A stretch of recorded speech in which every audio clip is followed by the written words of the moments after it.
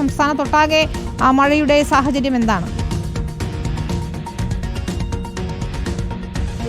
വിനീത, സംസ്ഥാനത്ത് അതിശക്തമായ മഴയ്ക്കുള്ള സാധ്യത തന്നെയാണ് കാലാവസ്ഥാ കേന്ദ്രം പറയുന്നത്. 5 ജില്ലകളിൽ ഓറഞ്ച് അലേർട്ട് ഉണ്ട്, മറ്റെല്ലാ ജില്ലകളിലും യെല്ലോ അലേർട്ടും നൽകിയിട്ടുണ്ട്. പ്രധാനമായും ഇടുക്കി, പത്തനംതിട്ട, കോട്ടയം, മലപ്പുറം, വയനാട് ഈ 5 ജില്ലകൾക്കാണ് അതിശക്ത മഴ മുന്നറിയിപ്പ് നൽകിയിട്ടുള്ളത്. വരുന്ന മണിക്കൂറിൽ തെക്കൻ കേരളത്തിൽ മഴ കനക്കാനുള്ള സാധ്യത കൂടി കാലാവസ്ഥാ കേന്ദ്രം പറയുന്നുണ്ട് എന്നുള്ളതാണ്. ഒപ്പം തന്നെ കാറ്റിനുള്ള സാധ്യത കൂടിയുണ്ട്.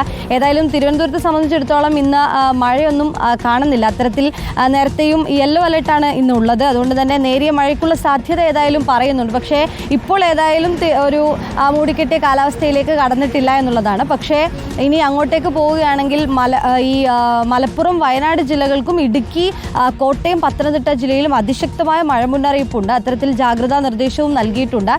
ഒപ്പം കാറ്റിനുള്ള സാധ്യത കൂടി കാലാവസ്ഥാ കേന്ദ്രം പറയുന്നു. പിന്നീട് കണ്ണൂർ, കാസർഗോഡ് ജില്ലകളിലെ തീരദേശ മേഖലകളിൽ അതീവ ജാഗ്രത പാലിക്കേണ്ടതുണ്ട്. കടൽക്ഷോഭത്തിനുള്ള സാധ്യതയുണ്ടാകുമെന്നുള്ളതാണ് കാലാവസ്ഥാ കേന്ദ്രം പറയുന്നത്. വിനിത, നാളെ വരെ, അതായത് 29 വരെ ഇതേ രീതിയിൽ മഴ തുടരുമെന്നുള്ളതാണ്. പിന്നെ മഴയ്ക്ക് നേരിയ ശമനം ഉണ്ടാകുമെന്നുള്ളതാണ് കാലാവസ്ഥാ കേന്ദ്രം പറയുന്നത്. പക്ഷേ ജൂലൈ 3 സാധാരണ രീതിയിൽ കാലവർഷം എന്ന രീതിയിൽ മഴ വീണ്ടും ശക്തമാകും. ജൂലൈ 3 മുതൽ 10 വരെ ശക്തമായ മഴയ്ക്കുള്ള സാധ്യതയുണ്ട് എന്നതുകൂടി കാലാവസ്ഥാ കേന്ദ്രം പറയുന്നുണ്ട്. അങ്ങനെയെങ്കിൽ നാളെ 5 ജില്ലകൾക്കാണ് യെല്ലോ അലേർട്ട് നൽകിയിട്ടുള്ളത്. മറ്റെല്ലാ ജില്ലകൾക്കും മഴ മുന്നറിയിപ്പ് ഒന്നും തന്നെ നൽകിയിട്ടില്ല. നാളെയോടുകൂടി മഴയ്ക്ക് നേരിയ തോതിൽ ശമനം ഉണ്ടാകുമെന്നുള്ളതാണ്. നിലവിലിപ്പോൾ തെക്ക് പടിഞ്ഞാറൻ രാജസ്ഥാന് മുകളിൽ ഒരു ചക്രവാത ചുഴിയുണ്ട്. അതിൻ്റെ ഭാഗമായാണ് നിലവിൽ സംസ്ഥാനത്തൊട്ടാകെ മഴയ്ക്കുള്ള സാധ്യതയും മഴ ലഭിക്കുന്നതും. ഇനി വടക്ക് പടിഞ്ഞാറൻ ബംഗാൾ ഉൾക്കടലിന് മുകളിൽ ഒരു ചക്രവാത ചുഴി രൂപപ്പെടാനുണ്ട്. അത് ന്യൂനമർദ്ദമായി മാറുകയാണെങ്കിൽ വരുന്ന കുറച്ച് ദിവസത്തിന് ശേഷം അതായിരിക്കാം 3 ശക്തമായ മഴയ്ക്കുള്ള സാധ്യത എന്ന് കാലാവസ്ഥാ കേന്ദ്രം പറയുന്നത്. ഏതായാലും ജാഗ്രത തുടരേണ്ടതുണ്ട്. നദികളിലെ ജലനിരപ്പൊക്കെ ഉയരുന്നൊരു പശ്ചാത്തലമാണ്. അതുകൊണ്ട് തന്നെ കൃത്യമായി നദീതീരത്ത് താമസിക്കുന്നവരോട് ജാഗ്രത പാലിക്കണമെന്നൊരു നിർദ്ദേശം നൽകിയിട്ടുണ്ട്. മലയോര മേഖലകളിലും മഴ ശക്തമാകാനുള്ള സാധ്യതയുണ്ട്. ഓറഞ്ച് അലർട്ടിന് സമാനമായ ജാഗ്രത എല്ലാ മലയോര മേഖലകളിലുള്ളവരും പാലിക്കേണ്ടതുണ്ട്. അതുകൊണ്ട് തന്നെ അത്തരത്തിലുള്ള നിർദ്ദേശങ്ങളാണ് നിലവിൽ നൽകിക്കൊണ്ടിരിക്കുന്നത്. തീരദേശ മേഖലകളിലും പ്രത്യേക നിർദ്ദേശം തന്നെ നൽകുന്നുണ്ട്. വിനീത, സുനിഷ, അമയ എന്ന പ്രേക്ഷക പറയുന്നു, റിപ്പോർട്ടിലെ കാലാവസ്ഥാ നിരീക്ഷകയ്ക്ക് നല്ല തണുത്ത് വിറയ്ക്കുന്ന ഗുഡ് മോർണിംഗ് എന്ന് പറയുന്നു. അവിടെ നല്ല തണുപ്പുണ്ടോ? പലപ്പോഴും പലരും സംശയം ചോദിക്കാറുണ്ട്. ഈ കാലാവസ്ഥാ പ്രവചനം അതൊക്കെ മിക്കപ്പോഴും ശരിയാവാറുണ്ടോ? ഓറഞ്ച് അലേർട്ട് ഉള്ളിടത്ത് മഴയൊന്നും അങ്ങനെ കിട്ടാറില്ലല്ലോ എന്നൊക്കെ ചോദിക്കാറുണ്ട് പല പ്രേക്ഷകരും.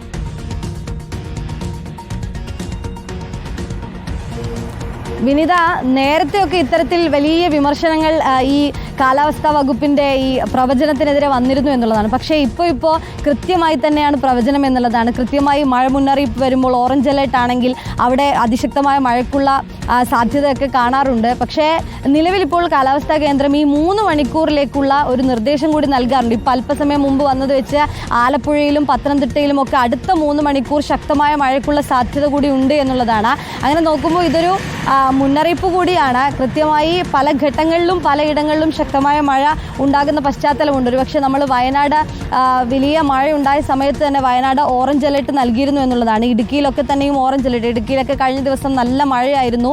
അതുകൊണ്ട് തന്നെ അത്തരത്തിൽ നിലവിലിപ്പോൾ മുന്നറിയിപ്പുകളൊക്കെ തന്നെയും ഏറെക്കുറെ സാമ്യമായി വരാറുണ്ട് എന്നുള്ളതാണ്. ചിലയിടങ്ങളിൽ തെറ്റാറുണ്ട്. കാരണം നമ്മൾ പണ്ട് പറയുന്നത് പോലെ സ്കൂളിന് അവധി തരുമ്പോൾ സ്കൂളിൽ ഇപ്പോൾ മഴയില്ല എന്നുള്ളൊരവസ്ഥയൊക്കെ പലപ്പോഴും ഉണ്ടാവാറുണ്ടല്ലോ. അങ്ങനെ ചിലയിടങ്ങളിലൊക്കെ പാളിപ്പോകാറുണ്ടെങ്കിലും ഏറെക്കുറെ ആ മുന്നറിയിപ്പ് കൃത്യമാണ്. ഈ സർക്കാർ സംവിധാനങ്ങളും ഇതേ മുന്നറിയിപ്പ്